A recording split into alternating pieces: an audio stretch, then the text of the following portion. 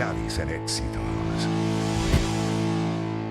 Incorporamos al programa a Dylan Pereira, licenciado en estudios liberales, analista político, editor en jefe de la revista Diplomática y con él revisar la diplomacia en tiempos de guerra. Bienvenido, Dylan, nuevamente a este espacio. Buenas tardes.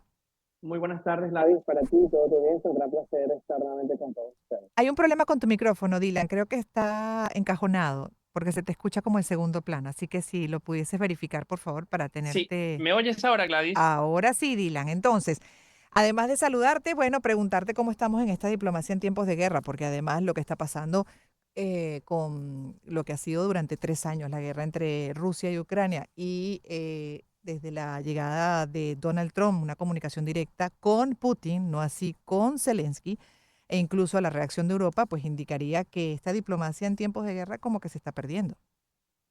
Así es, Gladys. En efecto, hoy precisamente se marcan 3 años, un aniversario fatídico de aquella agresión de gran escala de Rusia contra Ucrania, que iniciaba precisamente el 24 de febrero del año 2022 y que ha puesto en jaque no solamente a la geopolítica internacional, sino la arquitectura de seguridad europea que habíamos asumido por sentado después de la Segunda Guerra Mundial y particularmente después de la Guerra Fría, este establecimiento de un orden post-neoliberal apoyado por una unión que parecía inquebrantable entre Washington y Bruselas en términos de Unión Europea y que hoy da grietas, hoy da señales claras de una fragmentación con la llegada precisamente de Donald Trump a la Casa Blanca, su escepticismo por la cooperación transatlántica con Europa, que ha colocado en tela de juicio elementos medulares como la presencia de tropas estadounidenses en suelo europeo, una Ujú. realidad que es vigente particularmente desde el año 1990 y que tiene una relevancia absoluta cuando viene el caso elementos tan complejos como el Báltico y su cercanía geográfica a Rusia en un momento de agresión territorial donde la soberanía e integridad territorial de Ucrania se pone en juego, en entredicho, y que además existen otros focos separatistas muy complejos en el continente, como el caso de Transnistria en Moldavia o el caso de Georgia, donde una sociedad civil aspira a un acceso a la Unión Europea, a una democracia liberal del estándar europeo, pero que existen estos movimientos prorrusos ultranacionalistas que son muy complicados y que además tienen esta afinidad por Putin y las políticas del Kremlin.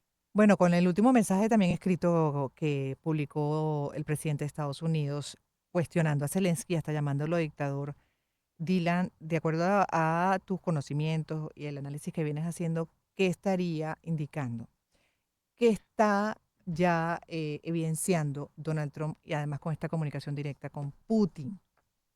Sí, eso es un elemento importantísimo. Hasta la semana pasada, cuando Donald Trump anunciaba esta llamada telefónica de 90 minutos con el presidente Vladimir Putin, pues las conversaciones bilaterales directas se habían congelado en absoluto por parte de todos los elementos del frente occidental. ¿Y a quién me refiero? A los 27 Estados miembros de la Unión Europea, con algunas excepciones que se habían descarrilado de la política de Bruselas, como el caso de Mm. Hungría, cuando Víctor Orbán participaba en una cumbre bilateral en Moscú con Putin, pero en líneas generales, incluidos otros aliados como Canadá, se habían bloqueado cualquier elemento bilateral de conversaciones económicas o políticas y más bien recurrido a una serie de paquetes de sanciones muy importantes en materia financiera, económica, energética hacia la Federación Rusa, intentando presionar para el cese de la agresión y la retirada de las tropas que controlan hoy cerca del 20% del territorio ucraniano. Ujú. Esta llamada con Vladimir Putin, pues sin lugar a dudas, es plausible dentro de las conversaciones, dado la necesidad que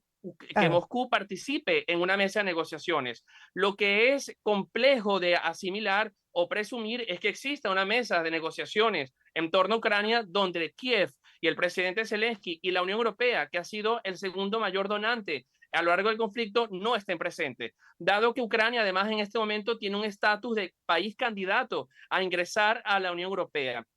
Y de hecho vimos que en los primeros acercamientos ya de un enviado diplomático encabezada la delegación estadounidense por el secretario Marco Rubio y por Sergei Lavrov por la parte rusa en Riyadh, en Arabia Saudita, no estuvieron presentes autoridades ucranianas ni de la Unión Europea. Y esta lucha por mantener una voz en esta nueva geopolítica global de la Unión Europea va a persistir. Y respecto al comentario de dictador, pues de hecho Zelensky se refería a esto hace unos días en una entrevista diciendo que no lo ofendía porque no era cierto. De hecho, recordemos que la constitución ucraniana establece la coalición de gobierno gobernante en este momento, que es liderada por Zelensky desde el año 2019, habiendo ganado las elecciones en ese momento por más de un 80% de los votos, y que dada el decreto de ley marcial en febrero del año 2022, no se puede constitucionalmente celebrar elecciones, sino que estas tendrían que ser Claro. luego de un cese al fuego y de una negociación. Claro, pero además sugieren que deje el cargo cuanto antes. Entonces, es una paradoja y por eso te preguntaba hacia dónde puede conducir todo esto, porque es el presidente de Estados Unidos, un país democrático, diciéndole dictadora al país, en este caso al presidente del país invadido hace 3 años, que está lidiando con la invasión rusa, con todo lo que eso implica, incluso pérdidas humanas, la pérdida de cantidad de activos que tienen ellos, ¿no? Y bueno, con la pérdida potencial que están defendiendo un territorio. Entonces, el término dictador podría esperar quizás la comunidad internacional que fuese más bien dirigido hacia Putin. Y no ocurre así. Entonces, ¿qué mensaje está mandando Trump y hacia dónde puede conducir todo esto? Es un poco la pregunta y para ir entendiendo esta situación.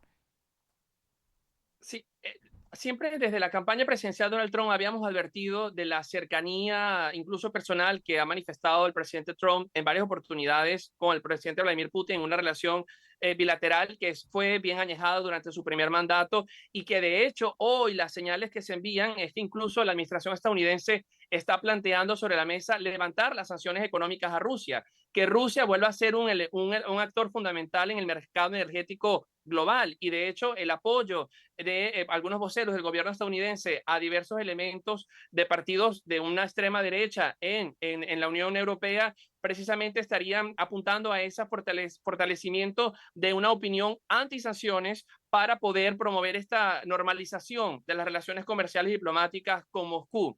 Ahora bien, en este momento están 13 líderes europeos presentes en Kiev, incluida la presidenta de la Comisión Europea, Ursula von der Leyen, y el presidente del Consejo Europeo, Antonio Costa, dando un mensaje de espaldarazo al presidente Zelensky, a su gestión y, por supuesto, al apoyo continuado a Ucrania hasta el cese de las hostilidades. Ujú, Pero no es factible plantear un escenario de negociaciones o de un futuro de seguridades garantizadas, de un acuerdo de seguridades mutuas, ujú, sin la presencia de Estados Unidos. Y de hecho, el presidente Zelensky, el día de ayer, en una entrevista, ponía su cargo a la orden si ujú, esto sería un paso necesario para permitir que Ucrania ingresase a la OTAN o que Estados Unidos continuase las subvenciones y el apoyo financiero que ha prestado hasta hoy. Porque lo que está en este momento sobre la mesa de negociaciones es un acuerdo con minerales raros ucranianos que da un ratio de devolución a Estados Unidos de $2 por la parte ucraniana por cada dólar que ha enviado a Estados Unidos. Y ujú. esto es un acuerdo que a día de hoy Zelensky ha dicho que no firmará porque sentencia a 10 generaciones de ucranianos a pagar una deuda que ascendería a los $600.000 millones. Mm, es decir, que entonces, de acuerdo a cómo lo ves, me queda un minuto. ¿Esto sería estrategia de Trump para presionar a Ucrania, quizás para llegar a esa negociación? ¿Cómo? Porque, en definitiva, ¿qué garantía también puede con esta postura Donald Trump lograr de Rusia para la paz de Ucrania, para el respeto además del territorio ucraniano, de la población de Ucrania y en general la paz del mundo en el tiempo? Allí está precisamente el quid de la cuestión, como dicen los franceses, Gladys. De hecho, hoy Macron está en Washington para intentar convencer al presidente Trump que no existe un acuerdo fiable que permita Ujú, tener la garantía que Putin no vuelva a reiniciar la agresión o que no vuelva a ingresar en un territorio extranjero como el caso de Moldavia y Georgia. Ya esta experiencia la hemos vivido y creo, y me tomo un minuto más del tiempo, Gladys, para recordar lo que fueron los acuerdos de Minsk. En el año 2014, cuando se inició la guerra en el Donbass, en la península de Crimea y en Lugansk y Donetsk, en ese momento Merkel y Francia, con la François Hollande, intentaron mediar con Rusia y Bielorrusia para establecer garantías de seguridad que retirase a los separatistas prorrusos del este de Ucrania y retomar el control de esta región en Ucrania. Con lo que sucedió en el año 2022 y a partir del 2017 fue una violación reiterada por parte de Moscú, tanto del acuerdo Minsk I como del acuerdo de Minsk II del 2015. Es decir, el derecho internacional hasta este momento no ha demostrado ser suficientemente capaz de forzar a Moscú a retornar al sendero de la paz y seguridad ujú. internacional. Y lo que pide precisamente Zelensky es que sea a través de cooperación militar firme y consistente por parte de los aliados occidentales que establezca una igualación en el tablero de negociaciones y permita a Ucrania tener estas garantías de seguridad para un futuro, no solo una década, sino que evitar que Rusia sea un enemigo para la seguridad internacional en el próximo Claro, siglo. exacto. Gracias, Dylan, por haber compartido tu punto de vista, el análisis que vienes haciendo con relación a esta situación, bueno, compleja, definitivamente, que 2025. Dylan Pereira, licenciado en estudios liberales, analista político, editor en jefe de la revista Diplomática. Vamos a hacer una pausa, 1:55 de la tarde. Vamos a despedir esta primera hora nacional, pero queda una segunda parte de Gladys en Éxitos Local para Caracas, que igual pueden seguir escuchando aquellos que se desconectan a través de ventanas digitales como Mundo UR por YouTube. La otra opción descargando la app Mundo UR en el celular. En breve volveremos.